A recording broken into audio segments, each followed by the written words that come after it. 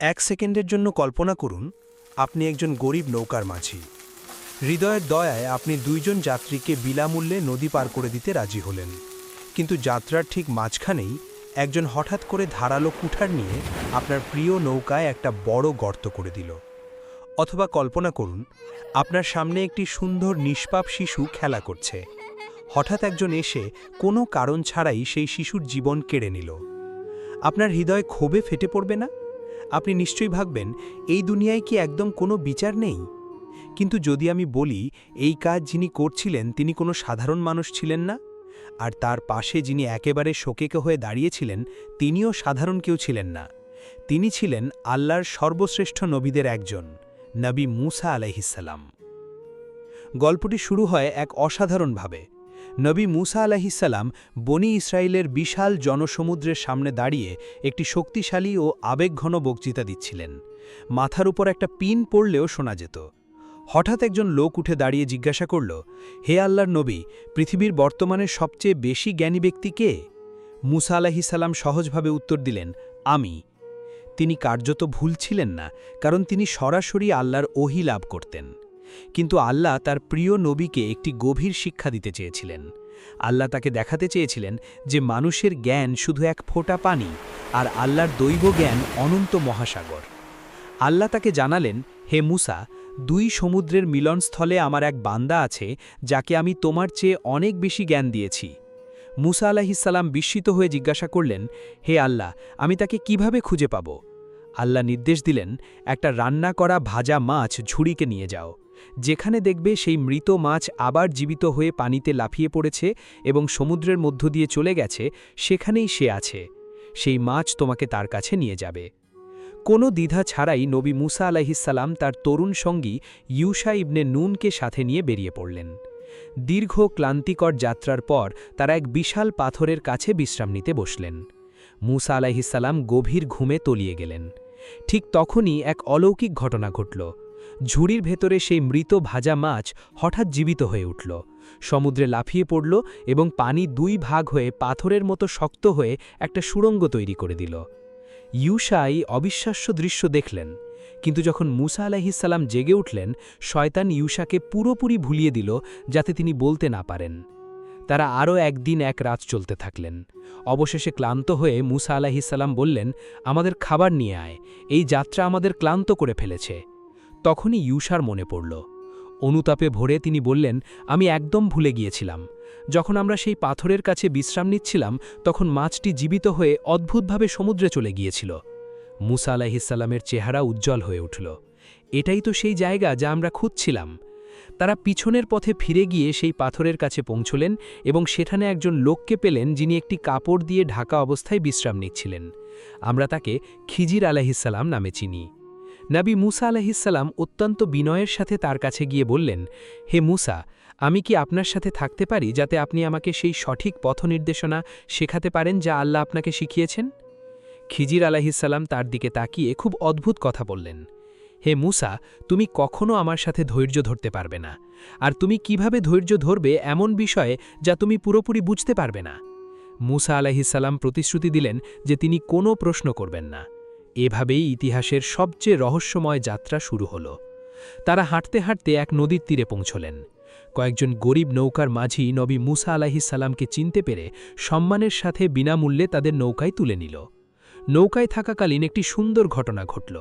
একটি ছোট্ট চড়ুই পাখি নৌকার কিনারায় এসে বসল এবং সমুদ্র থেকে এক ফোঁটা পানি তার ঠোঁটে নিয়ে নিল। খিজির আলাইহিসসালাম মুসা আলাইহিসসালামের দিকে তাকিয়ে বললেন, হে মুসা, তুমি কি পাখির ঠোঁটের সেই এক ফোঁটা পানি দেখছ? আমার জ্ঞান ও তোমার জ্ঞান মিলিয়ে আল্লাহর অনন্ত জ্ঞানের তুলনায় ঠিক এই এক ফোঁটা পানির মতো, যা এই বিশাল সমুদ্রের তুলনায়। কিন্তু মুসা আলাইহিসসালাম এই বড় সত্যটি প্রক্রিয়া করার আগেই প্রথম ঘটনা ঘটে গেল। খিজির আলাইহিসসালাম হঠাৎ কুঠার নিয়ে সেই গরিব দয়ালু লোকদের কাঠের নৌকায় একটা বড় গর্ত করে দিলেন। মুসা আলাইহিসসালাম হতবাক হয়ে গেলেন। তিনি চুপ থাকতে পারলেন না। তিনি বলে উঠলেন, আপনি এটা কি করলেন? এই লোকেরা আমাদের বিনামূল্যে নিয়ে এসেছে আর আপনি তাদের ডুবিয়ে মারতে চান?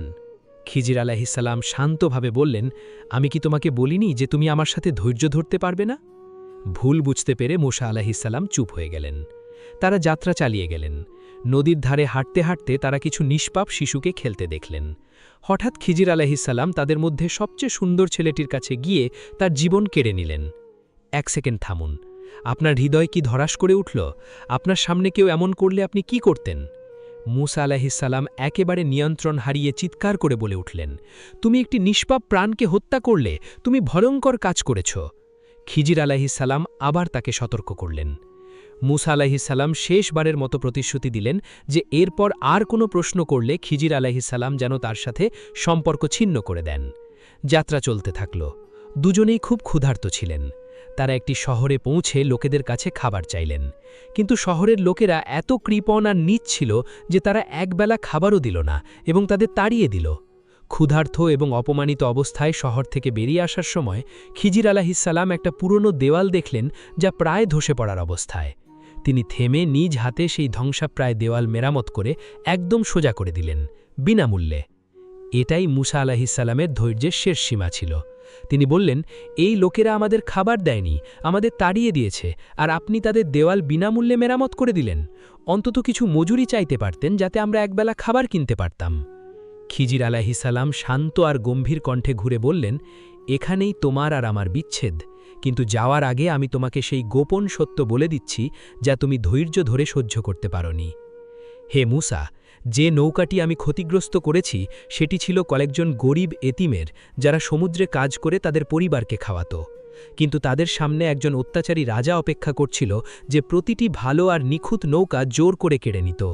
আমি তাতে ত্রুটি তৈরি করে দিলাম যাতে রাজার লোকেরা ক্ষতিগ্রস্ত দেখে ছেড়ে দেয়। এখন সেই গরিব ছেলেরা নৌকাটি মেরামত করে তাদের জীবিকা বাঁচাতে পারবে। আর সেই নিষ্পাপ শিশুটি, তার বাবা মা ছিলেন অত্যন্ত ধার্মিক ও বিশ্বাসী, কিন্তু সেই শিশু বড় হয়ে একজন ভয়ঙ্কর অত্যাচারী ও কাফের হয়ে যাবার নিয়তি ছিল। অন্ধ ভালোবাসায় সে তার বাবা মাকে অবিশ্বাসের দিকে টেনে নিয়ে তাদের ঈমান নষ্ট করে দিত।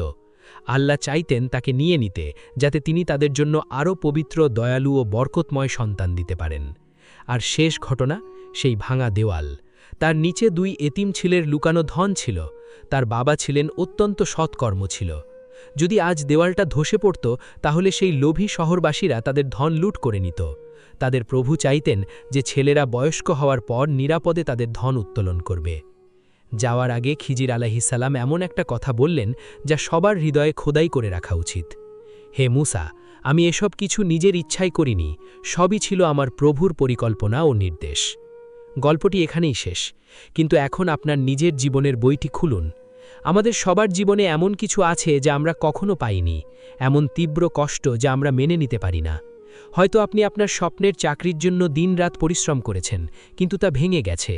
হয়তো আপনি যাকে নিজের চেয়েও বেশি বিশ্বাস করতেন সে আপনাকে বিশ্বাসঘাতকতা করে চলে গেছে। হয়তো আপনি টুকরো টুকরো করে যে স্বপ্ন গড়েছিলেন তা চোখের সামনে তাসের ঘরের মতো ধসে পড়েছে। সেই মুহূর্তগুলোতে আমরা ভেঙে পড়ি, কেঁদে বলি, হে আল্লাহ, এটা আমার সাথে কেন হলো? আমি তো কাউকে কষ্ট দিইনি, কাউকে ঠকাইনি, তাহলে তুমি আমাকে এই কষ্ট দিচ্ছ কেন? কিন্তু আমরা শুধু সামনের দৃশ্যটাই দেখি, ঠিক যেমন নবী মুসা আলাইহিসসালাম শুধু ভাঙা নৌকাটাই দেখেছিলেন।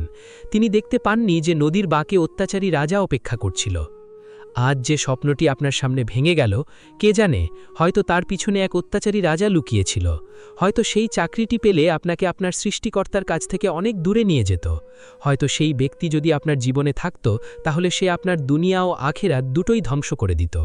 বিশ্বাস করুন, কখনো কখনো আল্লাহ আমাদের প্রিয় ছোট নৌকায় গর্ত করে দেন, যাতে আমাদের পুরো জীবনকে এক বড় বিপর্যয় থেকে বাঁচাতে পারেন।